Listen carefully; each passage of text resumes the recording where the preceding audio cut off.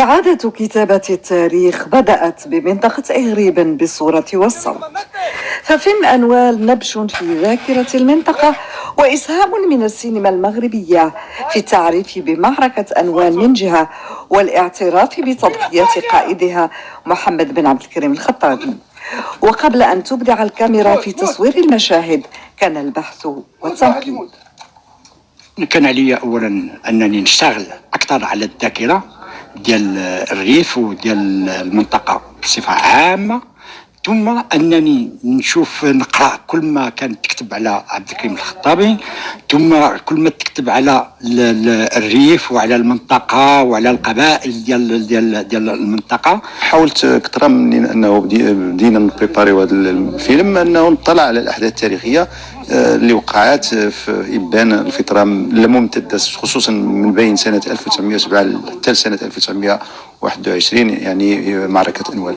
إذن هذه الأحداث اللي كنتبسوها وكنعتمدوا عليها وكنصوروها في الفيلم هي أحداث تاريخية كاينة واقعة، والباحثين أغلب الباحثين لما أقول 90% أنهم متفقين عليها. إخراج فيلم أنوال له خصوصيته الجمالية والدرامية، وتمثيل مشاهده يستدعي أيضا الإلمام بأهمية الحدث التاريخي والإحاطة بمكامن شخصية البطل ومساره الذي بصم تاريخ الريف. نحن أمام مسؤولية تاريخية، لدي تخوف خلاق يعني، وأنا أقف أمام هذه القامة الوطنية، هذه القامة التي ساهمت في تحرير الريف المغربي.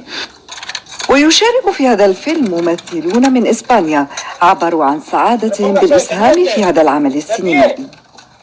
Para mí un orgullo participar en esta película porque sé que es muy importante. فخور بالمشاركة في هذا الفيلم لأنه مهم من الناحية التاريخية بالنسبة للمغرب وإسبانيا. لم تكن لدي معلومات من قبل، شاهدت بعض الأفلام واطلعت على العديد من الوثائق.